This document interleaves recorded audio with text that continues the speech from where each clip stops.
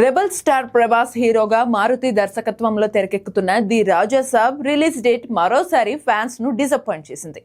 నిజానికి డిసెంబర్ 5న రాజా సాబ్ ను రిలీజ్ చేస్తామని గతంలోనే ప్రకటించారు మేకర్స్. కానీ షూటింగ్ ఇంకా పెండింగ్ లో ఉండటం, డిస్ట్రిబ్యూటర్స్ పండగ సీజన్ లో రిలీజ్ చేయాలని డిమాండ్ చేస్తుండటంతో మరోసారి ఈ సినిమా వాయిదా పడిపోయింది. నిన్న మొన్నటి వరకు సంక్రాంతికి రిలీజ్ కానుందనే ప్రచారం జరగగా తాజాగా నిర్మాత విశ్వప్రసాద్ రిలీజ్ డేట్ కూడా చెప్పేశారు. తేజ సజ్జా నటించిన మిరాయ్ ట్రైలర్ లాంచ్ ఈవెంట్ లో ఆయన మాట్లాడుతూ రాజాసాబ్ జనవరి 9న సంక్రాంతి కానుకగా రిలీజ్ చేస్తున్నామని చెప్పేశారు. దీంతో మెగాస్టార్ వర్సెస్ రెబల్ స్టార్ గా బాక్స్ ఆఫీస్ వార్ ఫిక్స్ అయిపోయింది. ఇప్పటికే సంక్రాంతి రేసులో 3-4 సినిమాలున్నాయి. అందులో అనిల్ రావుపూడి దర్శకత్వంలో మెగాస్టార్ చిరంజీవి నటిస్తున్న మన శంకర్ వరప్రసాద్ గారు సినిమాపై భారీ అంచనాలున్నాయి.